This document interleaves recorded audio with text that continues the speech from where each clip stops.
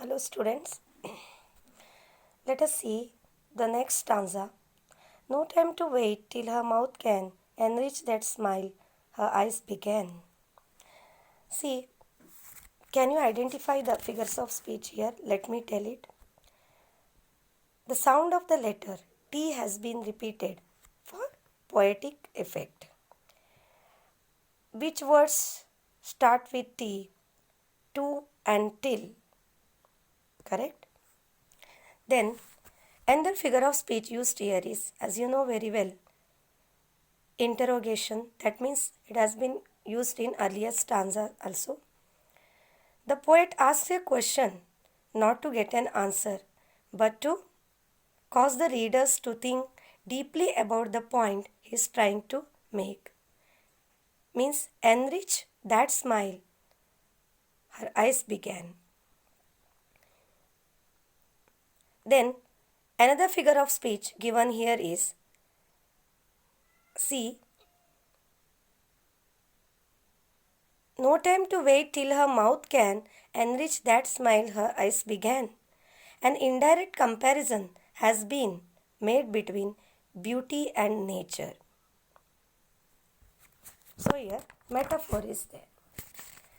Another figure of speech. See, beauty means what? Here the nature has been given. Beauty means nature has been given the human quality of having a mouth and an ability to smile. So here personification. So another figure of speech is the word her has been repeated twice to lay emphasis on beauty's smile. So in two lines here you can see many figures of speech. It's our work to find out, or our intelligence to find out these figures of speech. Then what imagery? What imagery is used? Nature is given, what is compared to directly comparison is a lady who smiles. So here vivid imagery, the image comes to our mind. See the last stanza. A poor life this if, full of care, we have no time to stand and stare.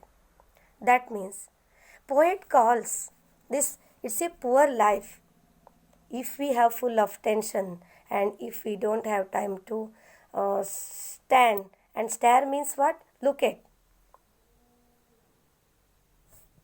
the beauty of nature. So first one is alliteration. Which sound has been repeated here? T and S sound. T and S sound has been repeated for better poetic effect.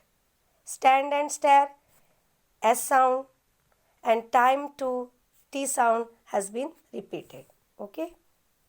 So make your own notes and write answers.